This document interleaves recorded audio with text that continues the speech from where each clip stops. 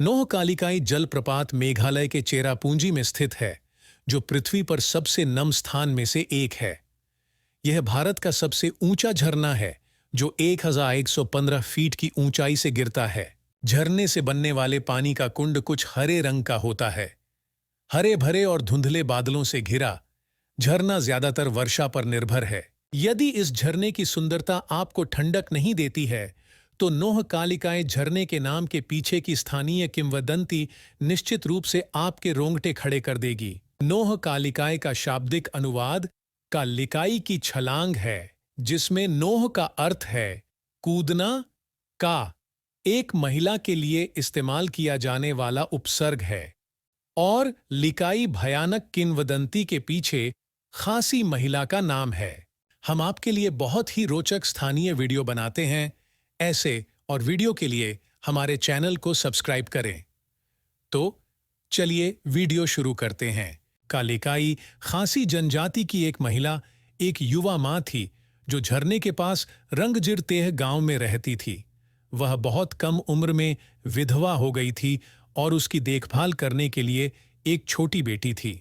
उनकी आजीविका वन उत्पादों जैसे जलाऊ लकड़ी, जंगली औषधीय पौधों, फलों और सब्जियों आदि को इकट्ठा करने और बेचने पर आधारित थी। उन्होंने जंगलों में जाकर और वन उत्पादों को खोजने और काटने में दिन बिताने के द्वारा अपने जीवन को बनाए रखने के लिए वास्तव में कड़ी मेहनत की।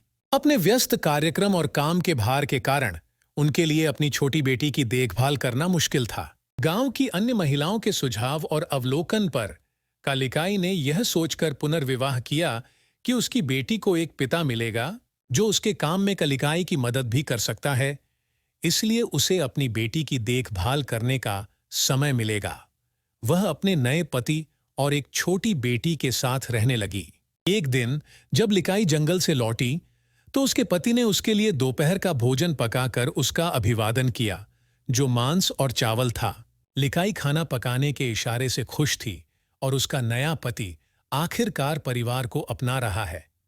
वह अपनी बेटी की तलाश में निकली ताकि तीनों एक साथ दोपहर के भोजन का आनंद ले सकें। कुछ देर खोजने पर उसे बेटी नहीं मिला। उसके पति ने लिकाई को सुझाव दिया कि उसे पहले अपना दोपहर का भोजन करना चाहिए। आखिरकार वह जंगल से आई है। दिन भर की मेहनत के बाद लिकाई ने अपने पति के साथ सहमति व्यक्त की और मान लिया कि उसकी बेटी पड़ोसी के घर पर खेल रही होगी। वह यह खाने के लिए भी उत्साहित थी कि उसके पति ने उसके लिए क्या पकाया था, और इस प्रकार वह अपना दोपहर का भोजन करने के लिए खुशी से बैठ गई। दोपहर के भोजन का आनंद लेने के बाद वह अपनी बेटी की तलाश में निकल गई।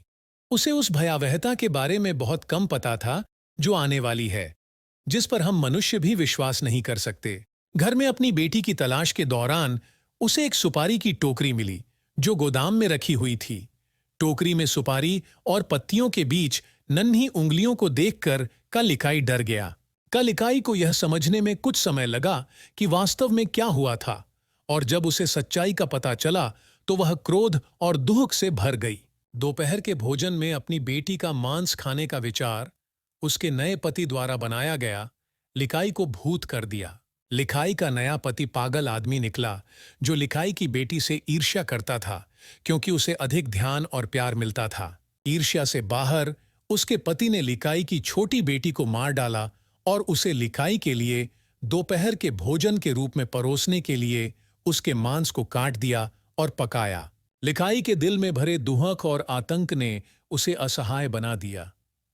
वह दौड़ी और दौड़ी, पागलों की तरह जंगलों में दौड़ती रही, जब तक कि वह झरने के किनारे तक नहीं पहुंच गई। अपने जीवन के बाकी हिस्सों के लिए खुद को माफ करने में सक्षम नहीं होने के कारण लिकाई ने दुख से छलांग लगाई और नोहकालिकाई झरने को देखते ही मौत के घाट उतार दिया।